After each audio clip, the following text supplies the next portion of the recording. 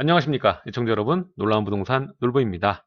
자, 710 대책이 나온 지 이제 3일이 지났습니다. 첫 번째 월요일이 됐는데 지금까지 상황을 보면 주말을 끼고 있었죠. 지금 6월 달을 우리가 생각을 해볼 때 주말마다 굉장히 뜨거웠습니다. 주말마다 거래가 많이 되고 계약금 여기저기 쏘고 물건이 들어가고 호가가 오르고 난리가 났었죠. 6.17 대책에도 아랑곳하지 않고 중저가 아파트들이 몰려있는 지역은 여전히 꾸준하게 거래가 되던가 가격이 오르는 그런 모습을 볼 수가 있었습니다.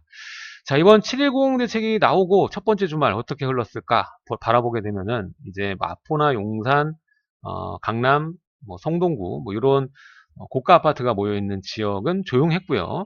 그와는 반대로 이 저가 아파트들이 몰려 있는 지역, 상계라던가 노원 지역들, 그리고 강북, 중랑구 이런 지역들을 보시게 되면은 저가 물건들이 서로 거래를 하려고 계약금을 넣겠다고 하는 수요자들은 많은데 물건이 들어가고, 오히려 이 저가 아파트 중에서 이제 구축 같은 경우에는 3억 전후의 아파트들도 있습니다. 이런 아파트들 같은 경우에도 호가가 한 번에 5천만 원, 그러니까 3억에서 5천만 원이면 굉장히 크게 올라가는 거거든요. 5천만 원씩 올라가는 모습을 볼 수가 있었습니다. 그래서 오늘은 이 부분에 관련돼서 이야기를 하도록 하겠습니다. 710 대책으로 앞으로 어떻게 될 것인가에 대한 얘기인데, 지금 6억 이하 아파트들이 들썩들썩 거리고 있습니다. 씨가 마르고 있다라는 내용입니다. 이것을 과연 투자 수요들이 사고 있는 걸까요? 그렇진 않겠죠. 실제 수요자가 전세가가 워낙 빠르게 올라가는 탓도 있고, 마지막 지금이 아니면 못 사겠구나라고 생각하는 이 실제 수요자들이 마지막으로 거래를 나서는 모습이라고 볼 수도 있겠습니다. 자, 시작하기 앞서 좋아요와 구독하기 부탁드리겠습니다.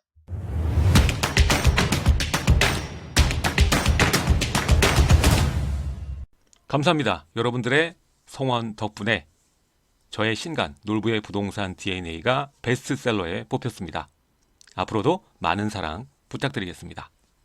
자, 그럼 710 대책이 나온 지 3일밖에 안 됐는데 왜 이러한 모습이 보일까라고 생각을 해보면, 일단 710 대책 한번 살펴봤을 때 이 완화 정책이 있었습니다. 서민 실수요자에게는 기회를 더 확대하고 다주택자를 전방위적으로 압박하는 것이 거의 중심이라고 볼 수가 있겠는데, 그 중에 이 완화 정책 자체를 우리가 살펴볼 필요가 있다는 거죠. 자, 보면은 서민과 실수요자 소득 기준을 완화합니다. 규제 지역의 LTV, DTI 대출 비율을 10%포인트 우대하는 서민 실수요자 소득 기준을 완화한다. 7월 13일부터 시행 이렇게 돼 있죠. 자, 그렇게 해서 이게 없었던 건 아니거든요. 근데 이번에 그 소득 기준 완화하면서 더 이렇게 많이 홍보가 된 것 같아요. 오히려 이것 때문에. 이거를 모르고 있는 사람들한테도 홍보가 된 것 같습니다.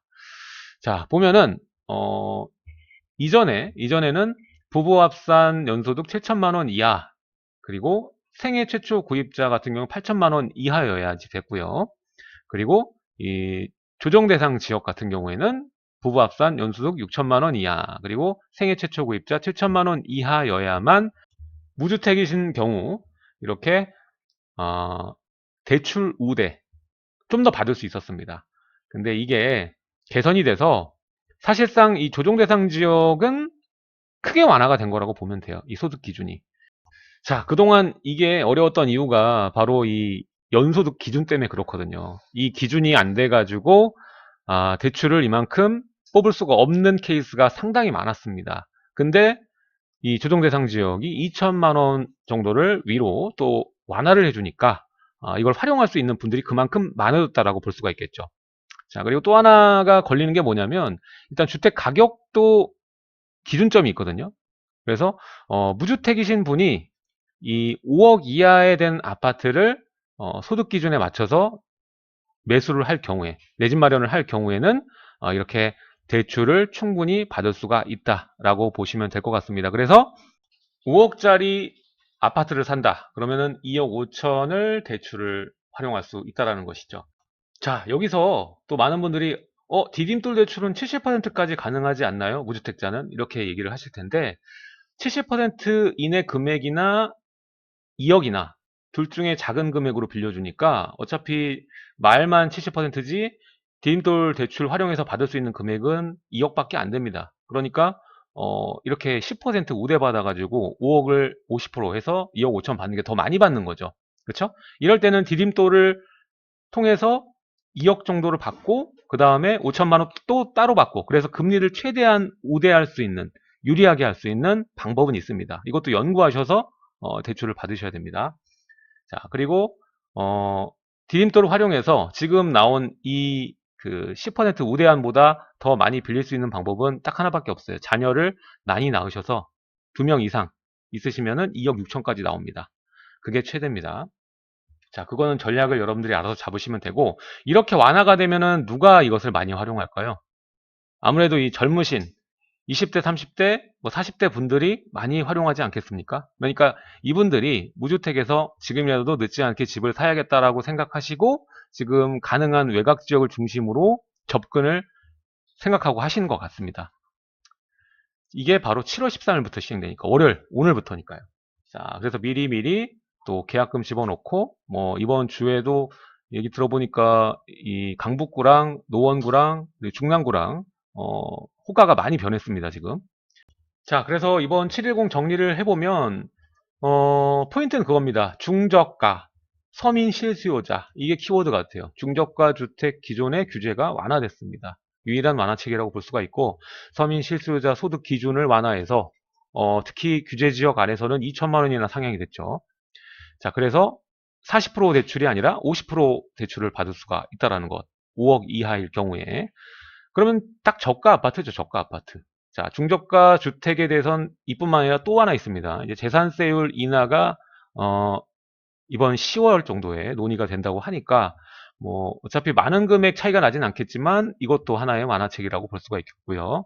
지금 현재 시장을 보면은 1216 그 금융 규제가 구간별로 들어가고 난 이후에 계속적으로 꾸준하게 중저가 아파트들의 유동성이 계속 몰리고 있는 상황이죠. 그래서 이제 9억 그리고 6억 요 금액대 아파트들이 굉장히 많이 거래가 또 됐고, 그리고 많은 문의가 꾸준하게 이어지고 있다라고 보시면 되고, 핵심 지역은 뭐 강북구, 노원구, 중랑구, 구금관 뭐 이런 지역들이겠죠. 이런 지역이 규제 후에도 활발하게 지금 문의가 있고 매물의 호가가 상승하는 모습을 보여주고 있다. 자, 그래서 결국에는 중요한 것은 딱히 특별한 공급 계획은 또 없거든요. 그래서 사전 분양 물량을 늘리겠다라는 것, 그리고 이외에 조속하게 진행하겠다라는 시그널 위에는 특별한 공급책이 없습니다. 가시화가 돼야 되는데 가시화가 되지 않았어요. 자, 그래서 지금 상황을 놓고 정책을 모두 분석해 보면은 중저가 아파트, 특히 이제 9억을 중심으로 밑에 있는 친구들은 꾸준하게 거래가 되고 수요자가 계속적으로 노크를 하는 그런 상황이 이어질 것이고, 또 쌍두마차로 전세가가 계속적으로 올라가는 그런 현상이 일어날 것 같습니다. 일단은 고가 아파트가 많이 몰려있는 지역 보면은 매가는 지금 조용한 상태지만 전세가가 아주 빠른 폭으로 증가를 하고 있거든요. 그러니까 이런 것들을 봤을 때 이 실수요자들 움직임이 더욱더 가파르게 움직여진다라는 것입니다. 특히 최근에 보시게 되면은 이 저가 아파트 몰려있는 지역이 들썩였다고 지금 말을 하고 있지만, 이 전세가 움직이는 거는 어디를 막론하고 다 지금 서울 중심으로 봤을 때는 다 올랐거든요. 심지어 하남 같은 경우에도 물량이 없다고 제가 말씀드렸죠. 물량이 없다 보니까 와, 이 보지 않고 집을 보지 않고도 이 거래를 합니다. 전세 같은 경우도. 자, 따라서 중저가 이 밀집 지역들 구별로 해서 6억까지는 아주 빠르게 올라갈 것으로 생각이 되고 있고요. 특히 이제 대출이 40%까지 가능한 9억 밑으로는 꾸준한 수요와 거래가 이어질 것이라고 보여집니다. 자, 이게 투자 수요가 아니라는 거죠. 실제 수요자들이 내 집 마련하시는 분들이 계속적으로 있을 것이다. 내 집 마련에 나서는 분들이 뭐 한두 분만 돼도 호가는 올라갈 수밖에 없거든요. 지금 거래 할 수 있는 양 자체가 줄어든 상황이기 때문에. 그리고 특히 이 호가 올림이 크게 느껴지는, 크게 작용되는 부분은 저렴이 아파트들입니다. 뭐 3억 가운데 3억에서 6억 사이에 있는 친구들, 오래된 주택들인데도 불구하고 호가가 크게 올라가는 모습. 특히 이제 뭐 3억짜리 아파트가 3억 5천으로 5천이 호가가 올라가면은 비율로 봤을 때는 굉장한 퍼센테이지로 올라가는 거죠. 그리고 작은 소형 평수 같은 경우에도 뭐 2억이 채 안 되는 아파트가 아직 있거든요. 근데 그런 친구들도 2억 초반대로 올라가면은 퍼센테이로 따지면은 굉장히 많은 가격 상승이 있다고 볼 수가 있는 것이죠. 따라서 결론적으로 봤을 때는 이 모든 부분이 실제 수요자한테는 데미지가 없습니다. 무주택자가 전세를 얻는 데에 대한 것도 데미지가 없고요. 그리고 내 집 마련 하시는 분도 데미지가 없고 1주택자가 갈아타기 하는 것까지도 데미지가 없습니다. 물론 이번에 취득세 이벤트가 있긴 한데 아마 일시적으로 이사 가는 경우에는 어느 정도 이 페널티를 감수시켜주는 것을 발표하지 않을까 싶고요. 그렇게 만약에 밀고 나가면 갈아타기조차 막히지 않습니까? 그건 말이 안 되기 때문에 어, 제가 말씀드린 이 수요자에는 이번 규제가 큰 페널티는 아니다. 작용점이 없으니까 사실 전세가 올라가기 때문에 선택을 하셔야 됩니다. 청약을 정말 노리셔서 접근을 하시던가 아니면은 더 늦기 전에 이런 중저가 아파트라도 내 집 마련 하시던가 이 두 가지를 다 성공시키지 못하신다면 결국 지금 이 시장에서는 또 뒤로 밀릴 수밖에 없거든요. 결국 서울이 아니라 수도권이 아니라 지방까지 밀려나게 생겼습니다. 매매가 아닌 전세, 전세가 아닌 월세까지 밀려나는 것을 몸소 경험할 수가 있기 때문에 지금 굉장히 빠른 속도로 진행되고 있거든요. 그러니까 여러분들이 살아남기 위해서는 점수가 좀 되신다. 그러면 청약 노리셔도 되고 점수가 안 된다. 나는 아직 뭐 30대다, 40대다. 근데 내 집 마련 해야겠다. 그러신 분은 더 늦기 전에 이런 중저가 아파트라도 노리시고 서울 안에 인서울 하시는 것이 좋은 방법이 아닌가. 특히 정부도 지금 10%포인트 완화를 해줬잖아요. 그러면은 무주택자가 집 사는 데 있어서는 도움을 주겠다라는 것이거든요. 그리고 소득 수준도 지금 상향을 시켜서 이제 8천만 원, 생애 첫 주택 같은 경우 9천만 원까지입니다. 그러면 웬만하면은 접근이 가능하실 거예요. 그러면은 이번 기회에 또 떨어질 거라고 생각하고 가만히 계시지 마시고 내 집 마련은요 오늘 사는 것이 제일 빠릅니다. 그것을 마지막으로 말씀드리고 오늘 내용은 여기까지 하도록 하겠습니다. 지금 6억 이하 아파트들이 지금 씨가 마르고 다 7억대 이상으로 지금 올라가고 있는 상황이니까 3억, 4억, 5억에 있는 친구들이 지금 여기서 가만히 있을 거라고 생각하면은 굉장히 큰 착각일 것 같습니다. 왜냐하면 임대가가 그만큼 빠른 폭으로 지금 올라가고 있거든. 그러니까 이 상황을 보시고 정확히 좀 인지를 하셨으면 좋겠어요. 그게 제가 진짜 마음속 깊숙이 여러분들께 조언을 드리고 싶은 얘기입니다. 더 뒤로 밀려선 안 된다. 믿어선 안 된다. 이 얘기를 좀 드리고 싶습니다. 자, 오늘 내용은 여기까지 하도록 하고요. 다음 시간에 또 알찬 내용으로 여러분들 찾아뵙도록 하겠습니다. 지금까지 시청해주셔서 감사드리고요. 하단에 좋아요와 구독하기 부탁드리겠습니다.